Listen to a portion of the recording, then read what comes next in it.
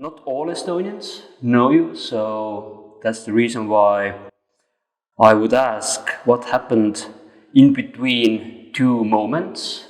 On one moment you were naked, covered with blood, and your parents were thinking how to name you. And another moment you are having an exhibition in A-Galerii with your new pieces. So what happened in between? Like, how did you got from point A to point B, where we are right now? I think time happened, and I was first born in South China, and childhood, and then I decided I want to study jewelry, so I went to Beijing at the Central Academy of Fine Arts. And after graduation, I want to continue. So somehow I ended up in Estonia, and I did my master here at the Estonian Academy of Arts. And after graduation, I decided to stay, have a studio here, and so I'm still here after graduation a couple of years later. And so now I'm having a show in A-Gallery. Yeah, you said that you were a child and then you decided to start studying jewelry. Like, how that happened? Why jewelry? Where did it come from? I think, of course, I feel like maybe somebody decided that since they are a little child they want to study jewelry. But I think for me, it was just I wanted to study art, and I have always been interested in art. I have always I was drawing since a child. So I decided that I want to do art academy instead of other pursuit. And I was actually initially wanted to study sculpture, and back then I have a kind of a distant sister. She actually studied sculpture at also one of the top art academy in China, and she kind of warned me that you need to be very physical to study sculpture, because it was actually very labor heavy. Like you had to do a lot of casting work and lifting, and because I was actually kind of very ill as a child, so I was like, maybe physically I cannot do it. And back then my understanding of jewelry was this kind of small-scale sculpture. So the next option for me was then I will go pursue jewelry. So then I ended up in the jewelry department. Yeah, when I applied here, there were 2 positions and 3 people who wanted to start studying. But I have seen some pictures of admissions and exams, and there's like thousands of people in the hall all drawing. Like, is it true? It was. I went through the whole process as well. It was kind of crazy to now think back, but it was. I went through this kind of, because basically in mainland China, to go in through art academy is very, very different from anywhere in Europe, from my experience. It's like you have a separate art exam, but it was national. It wasn't set up by the academy itself. So you have a national exam, and it was thousands of people in one room drawing, still lifes and models and stuff. And after that, you get the qualification of that you are good enough to attend the academy's exam. So you have multiple exams happening. But like, in a way, it was even some sort of relief already, because since you were considered kind of a specialty student, so you were an art student. So actually, there was less pressure for me to do the national high school graduation exam, because for a lot of people that was the one exam determines your life, that you can go into the best university or you go to the worst one. So in my case, since there was art exam on top of that, so actually there's less chance to something accidentally happen that you ended up kind of lose your couldn't reach your dream or something like that. Yeah. And still Estonia. Why did you choose Estonia? It was really I think it was like the kind of introduction of jewelry department in my bachelor during CAFA. It was this kind of my old professor from my bachelor, she studied in Germany, and then she went back to China to found the contemporary jewelry department. So actually she's kind of this pioneer to brought contemporary jewelry back to China, because of course art jewelry and jewelry has always been there, but just this very contemporary approach wasn't there before. So yeah, and so I don't know, I feel like contemporary jewelry or art jewelry is a very small field. So I just happened to knew Tano Venner's work at the very beginning of my study. So I have always liked his work. So after my bachelor, I was thinking where to do my master study, and my option was either here or I'm going to Amsterdam to go to the Sandberg Institute. And in the end, I was decided to kind of just follow my favorite artist instead of a fancier name in a way. So I ended up here. And you also went to study in Amsterdam. Yes. So was it very different? It wasn't that different, because I was lucky enough to during my bachelor, I already we had a program that we can exhibit in Mazi, in company with Cranbrook Academy from the States. So it's CAFA and Cranbrook, and the exhibition was titled "The Tea and Coffee," something like that. And so I went to the Netherlands very young, and visited all the academy institutions, all the galleries. So I have a quite general impression of what's the academy there like. Yeah, but in the end, it's still very different experience for my Erasmus to be in Rietveld and actually in the space in the workshop there. Yeah. Sorry, what was the question? Yeah, I mean, do you feel that those approaches were different, how people were thinking about jewelry or teaching or even making jewelry? Was the environment somehow different? Was the mentality somehow different? Was the relationship with professors somehow different? Or was it potato, so you don't need to think so much where you go, just... For me, it was, I feel like it was different and similar in a way. I feel like there are this kind of personality trait or similarity for all the jewelers. And so no matter which academy I go, I always can find the people with similar characteristics, because I feel like a lot of jewelers more a little bit more shy, a bit more reserved. Like, I think that's also one of the reasons a lot of people making jewelry, because then you don't have to be together in the same space with your art, because of course there are people who is using your body to make contemporary jewelry, but there's also a lot of people who is more interested in the topic, the material, and then they can in the end detach from the work. So I think there's always this kind of shyness in a lot of jewelers. So it was the presence no matter where I go.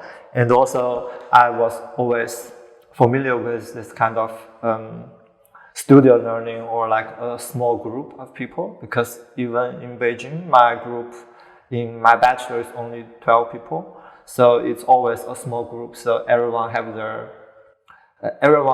you get to learn everybody's study, everybody's topic, everybody's different approach. So it is from very beginning, you understand there's uniqueness in everybody, and that's the important part. Yeah, so that's what I would say. But of course, for me, the difference compared to in Estonia and in the Netherlands is, of course, the culture attached with the country itself, and also the general art scene itself. I think that's what I feel more influenced me. Not only the jewelry department, because it was still a very small space, but the overall culture and art, I think. Yeah. Okay, but let's go to your exhibition. So when I saw your exhibition, then of course your pieces are very specific character, and I started to wonder, what if instead of being a jewelry artist, you would actually be a set designer or a film artist, and those pieces are designed to be in some kind of movie, and I was starting to wonder what kind of movie would it be. Could you fantasize a bit that if those pieces would have been done for some specific movie, what would be this movie about? What kind of characters would be there who would carry those pieces? Actually, for me, the pieces in the show here is actually very specific in a way that I was actually kind of reimagining this one Southeast Asian deity, and it's kind of, for me, it's kind of for me this is a queer deity, this is a queer god, and I'm kind of reimagining all the magical weapons that they are wielding and they are using from the mythology. So I would definitely say that this is, if this is a movie, it would be this kind of dystopian new science fiction, and yeah, definitely all my work are very inspired by this kind of post-apocalyptic and very kind of alien-inspired or like this kind of tentacle horror, and yeah, so I would say if it was a movie, it was like that. Yeah, so this deity is actually called their name was Naja, also called the Third Lotus Prince. So each piece in the vault were titled as the actual magical weapon from the myth. I think the reason for me kind of trying to wanted to make them or reimagining them, it is because I think I love the traditional aesthetic of this deity appeared in all the paintings, all the sculptures. But I also think it's very it was very limited by its time and kind of always stayed in the past. So, you know, in a sense, if this deity actually exists and as a god, they should be transcend time. So, kind of trying to lift this or abandon this traditional aesthetic and trying to imagine what would they actually look like if they exist in a timeless way, that it can exist in the past, in the present, but also in the future. Yeah. Yeah, there is clearly this kind of cyberpunk feeling, at least for me. Yeah. And you also have been talking about a lot about virtual technologies, cyber world, the whole interweb of people, and you also used words cybersmith. I think that you are not even a goldsmith, but you're more like a cybersmith. So what is cybersmith? What do you mean under the name cybersmith? And do you think you're a cybersmith? I do think I'm a cybersmith. I think I love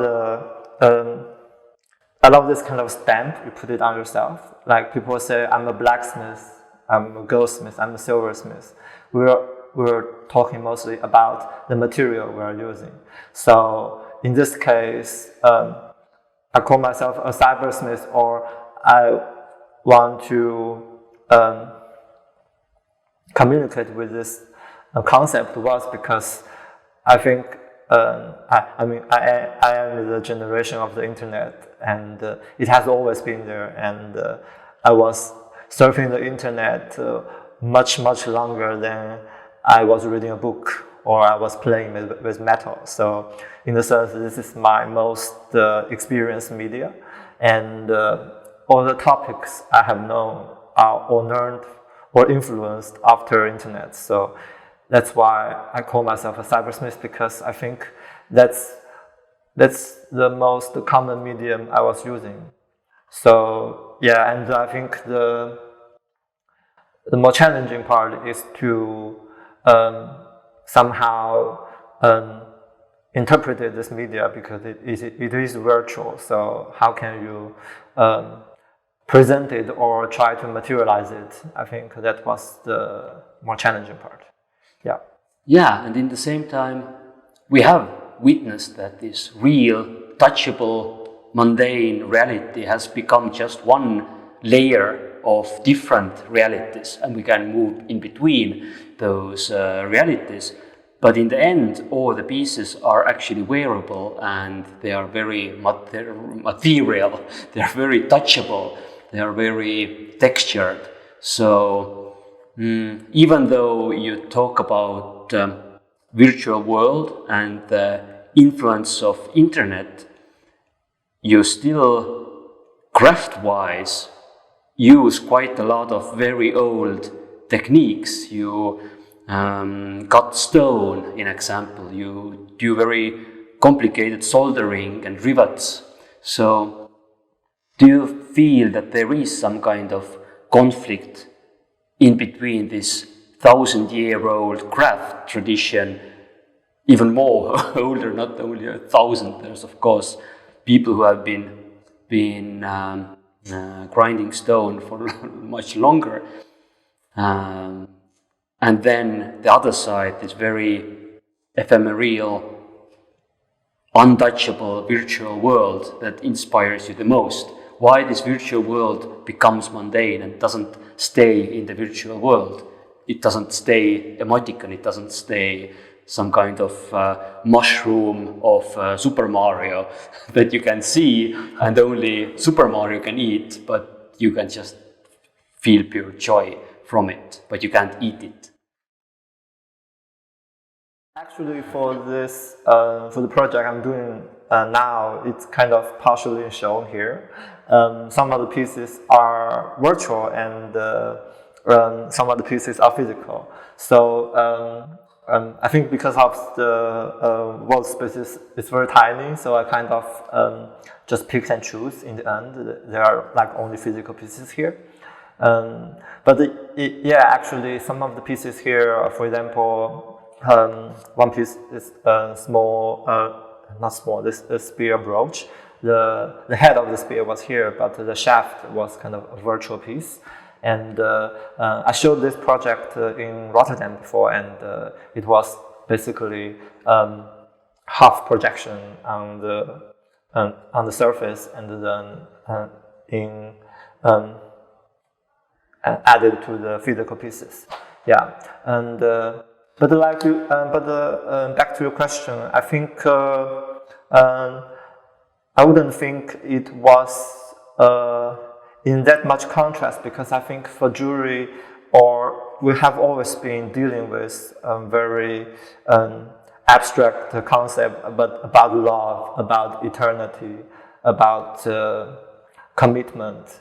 I think they are in a way very similar to what we are trying to discover in a virtual in the virtual culture, they are all intangible concepts. So yeah, I think, and of course, I was always very inspired or very aspired to transfer the virtualness to the physical object, like the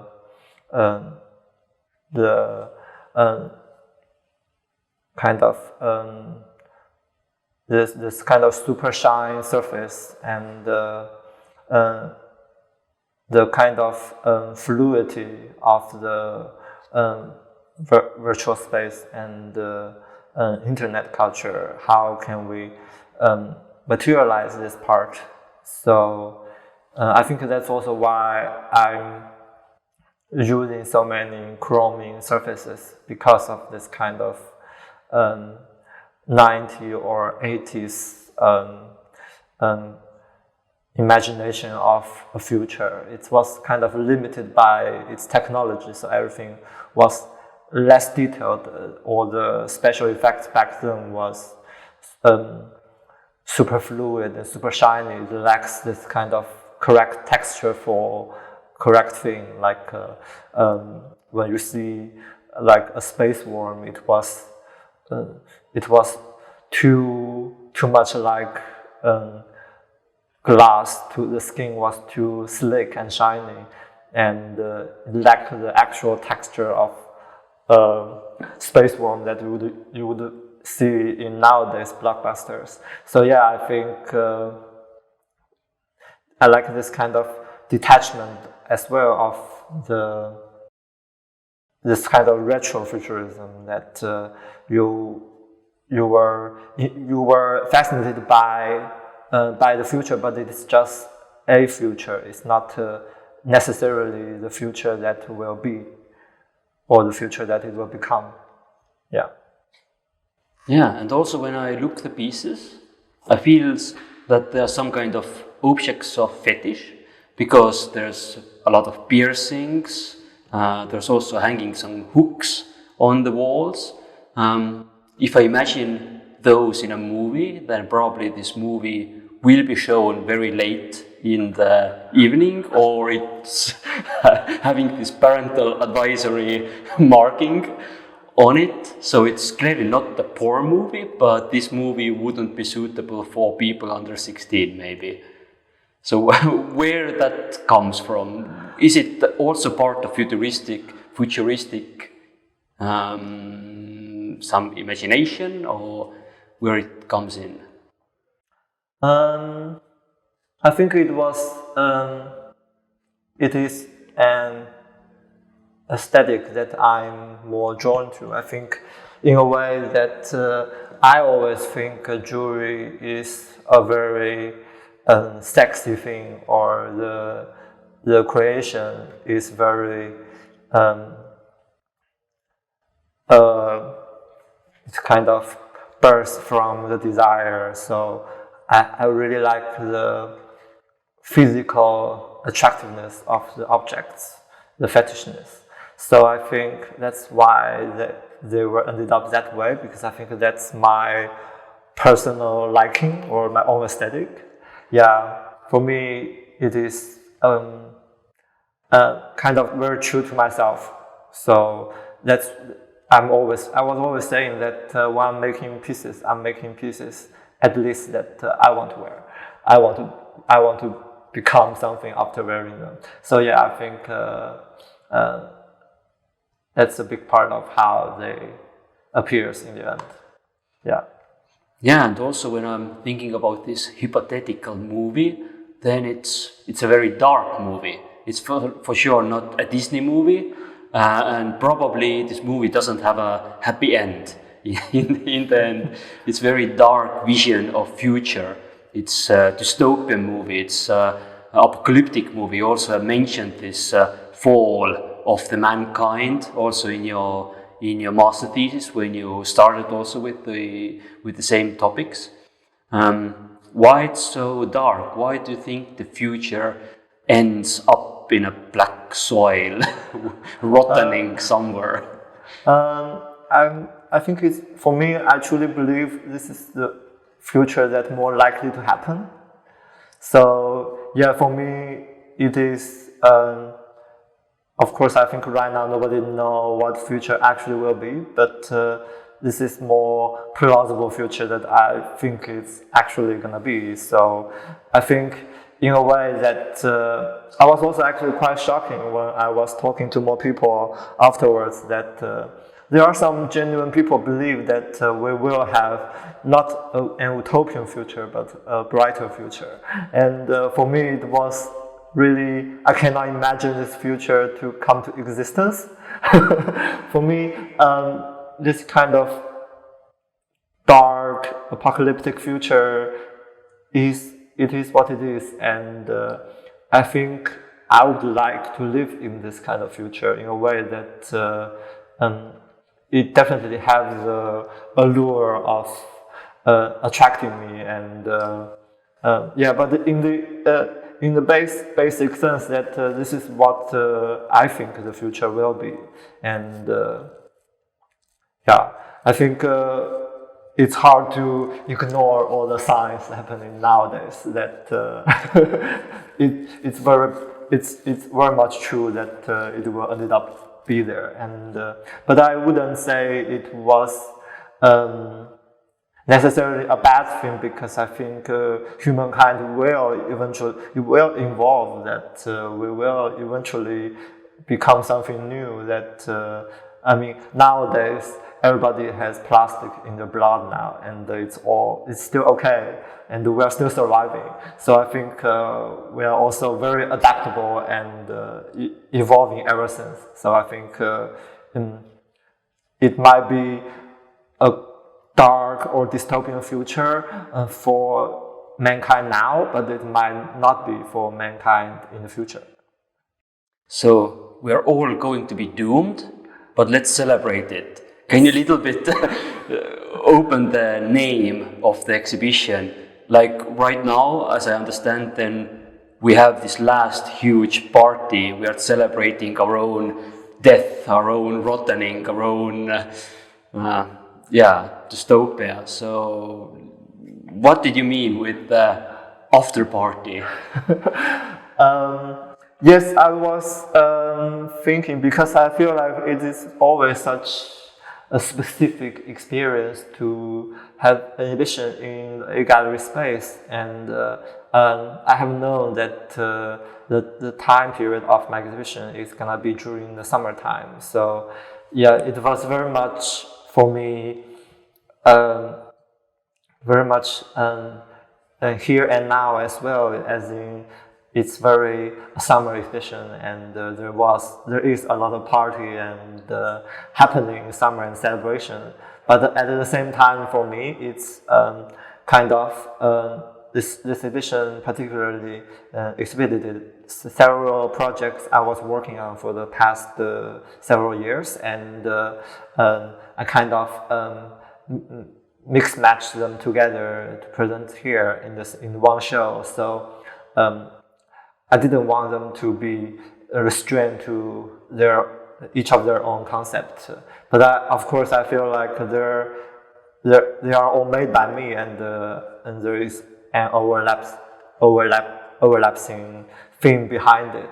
So yeah, for me, it is also kind of for me to pause and reflect what I have done, and of course I feel like each exhibition is self-reflection as well. It's kind of a very ceremonial momentum that you get to have kind of a stop or a pause to get to see what you have done and where will you go further. So yeah, and for me, this show, After Party Yet to Come, is very much, we were in this moment that you just had a huge party, and you kind of just go outside of the venue and breathing the cold air and kind of just pondering with a million thoughts in your mind, but just standing there is not doing anything. You were just standing there and with your own thoughts and with everything that just happened. And but you're not done. You're still looking for something more. Yeah. So I think that's what I was thinking when I was coming up with the whole theme of the show. Yeah, and what's your next milestones? Because now when the COVID crisis is hopefully coming to end, the world is again opening. We just had new schmuck over a long time. What's your next plans? Where can we see your pieces next? Right now I have some shows in, of course, coincidentally in China and in the States, and for the next year, I think I will have a show in the Netherlands, in Mazie, and then there was no more further show planning. But it was always just working with my projects. So yeah, so this is kind of my plan right now that just keeps working. And I mean, of course, you always want to do so much, but I also feel like there are some projects that I was thinking and developing, and but need more time, I think. Yeah, so that was the plan for now. Yeah, but I mean, I'm very happy that the world is slowly open. Yeah. Yeah, let's go and see where the after party will happen.